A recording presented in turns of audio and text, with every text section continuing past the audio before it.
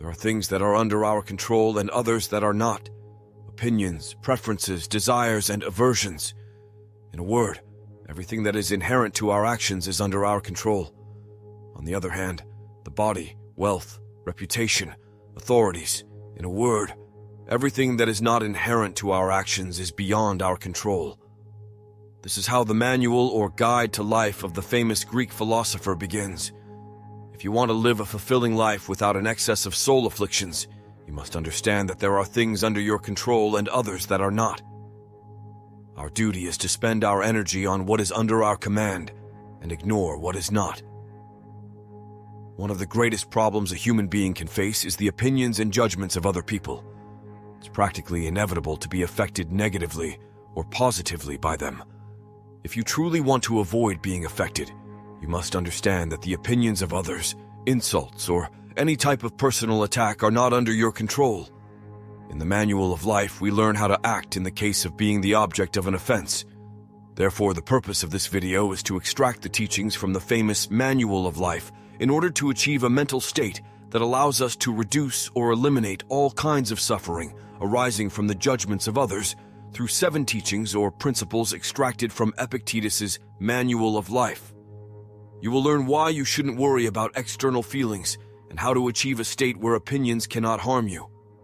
If you're new here, consider subscribing so you don't miss out on all the valuable content we're preparing for you. Number 1. Insults or offenses. Epictetus says, "Remember that he who insults or strikes is not insulted, but rather his own judgment that these actions are offensive. Therefore, if someone provokes you, keep in mind that it's your own opinion that is disturbing you in the first place.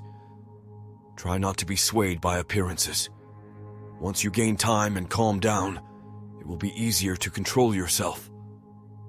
One of the keys to not caring about the opinions of others is to understand that the insult or offense is not inherently harmful. The emotional discomfort that accompanies the insult actually comes from how we process that insult. When someone belittles you or disrespects you, think that this insult will only harm you if you allow it. If you react negatively, the true worth of a person should be measured by how much they can tolerate negativity. Unfortunately, life is like that. When you feel insulted or offended, ask yourself, do I want to win or lose? Do I want to yield to what I cannot control?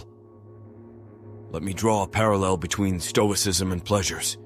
If we want to stop being influenced by them, we must not fight against desire, for desire will never disappear. The difference lies in how we process that desire, if we completely surrender to it or ignore it. In this way, if you manage not to be disturbed by the insult, the satisfaction you will feel afterward will make you someone superior and capable of advancing steadfastly through adversity. Surely you're thinking of that time when a negative comment ruined your day or week despite your efforts. Let me tell you that I understand how you feel, as everyone has been in that situation at some point. If this is your case, I recommend you keep watching, as in the next principles will address self-control. Number 2. Maintain firm purposes. In this principle, we must understand that if we want to avoid being affected by the opinions of others, it's as follows. If you have the firm purpose of understanding philosophy, prepare yourself from the start to be ridiculed and suffer mockery from the crowd. Prepare to hear people say, "Suddenly, he became a philosopher," or "Where does this arrogant attitude come from?" Make sure not to adopt that arrogant attitude and stay firm in things that contribute to your well-being.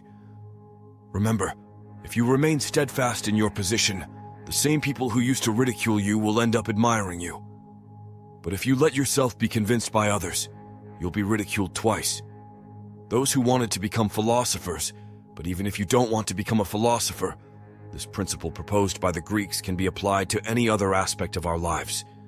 This principle is essential, as many people neglect their true talents just to please dissenting voices. What Epictetus tells us is that if we allow our purpose to be influenced by the fear of others' opinions, we won't fail because we tried and didn't succeed, but because we yielded to the opinions of others. We shouldn't interpret this as a failure, but as a real problem. When a person gives up just to avoid social conflicts or to prevent others from opening about them, It's worth persevering. Even if there is mockery or questioning for a while, after all, by moving forward, you'll be living according to your own nature. I recommend you think about this whenever you need to make a decision in your life. Consider your priorities and understand the true reason behind your choices.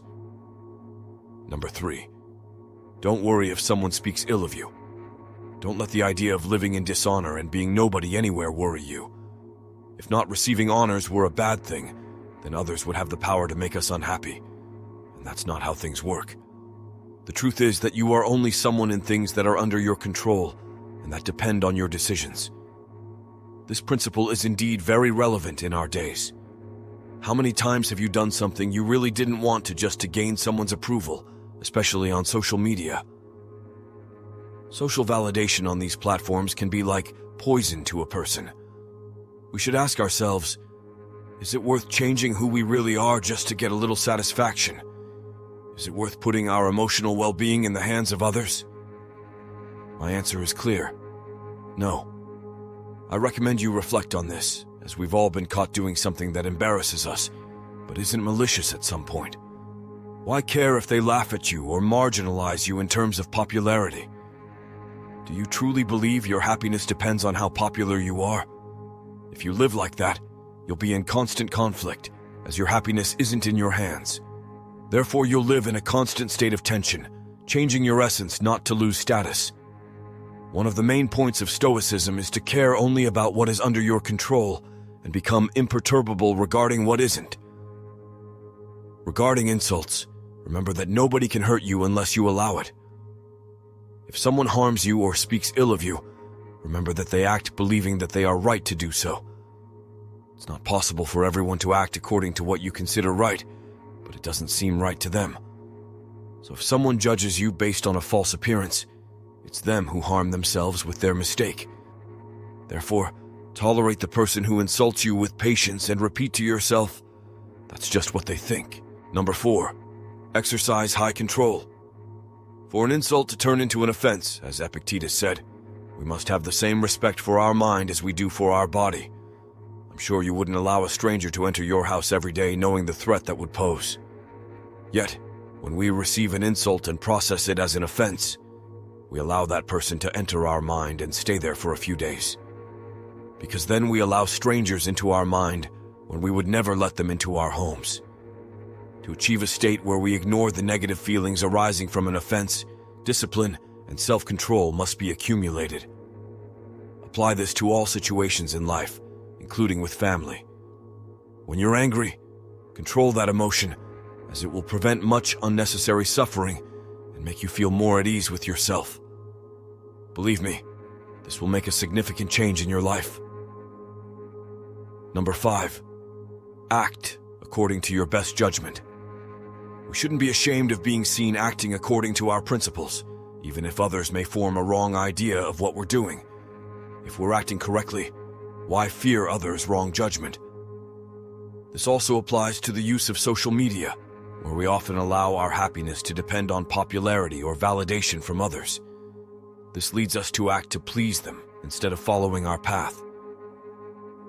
Number 6, don't worry if someone speaks ill of you. If someone harms you or speaks ill of you, remember that they act assuming they are right to do so. But it's not possible to think that everyone would act according to what seems right to you, but not to them. Therefore, if they are judging from a false appearance, it's them who harm themselves with their mistake. Based on these principles, tolerate the person who judges you with patience. Number 7, no one can hurt you. Through this 7th principle, we analyze the motivation of the sender of the insult. And what it tells us is that we can't expect everyone to act according to what you consider right or according to your worldview. Thinking like this can be very harmful. We should consider the following reflection. Is it really viable to believe that everyone has the same worldview as you? Thinking like this is quite naive. Therefore, if someone insults you believing they know the truth about you deeply, consider the following. You know who you are. You know what you think. You know why you act and why you do what you do. The only knower of the truth about you is yourself. So in the case of a stranger insulting you in some way, you must ask yourself the following. Did I act wrongly? If the answer is no, ask yourself, can I enter their mind and understand the reason for the insult? It's evident that you can't. Therefore, in the case of having acted correctly and facing ignorance about the motivation of the insult, you should be content, as you are the person in the world who knows yourself best. In the case of having acted correctly, you shouldn't carry the burden of regret. As Epictetus said regarding the person who insults you, that's how it seemed to them. To conclude, I would like to end with the following lesson from Epictetus. How much longer do you think you'll delay becoming worthy of the highest progress and following the teachings of reason? You have already received the philosophical principles with which you should be familiar. What other master are you waiting for to begin improving? You are no longer a teenager but an adult. So, if you continue neglectful, lazy, and constantly postponing things, adding excuse after excuse, and putting off the day you will dedicate to yourself, life will pass by while you remain ignorant until the day of your death. What did you think of the video? Let me know your opinion in the comments. If you're new here, be sure to subscribe to embark with us on the paths of wisdom. I hope you enjoyed this video. Your support means the world to me. Thanks for your time and have a beautiful day.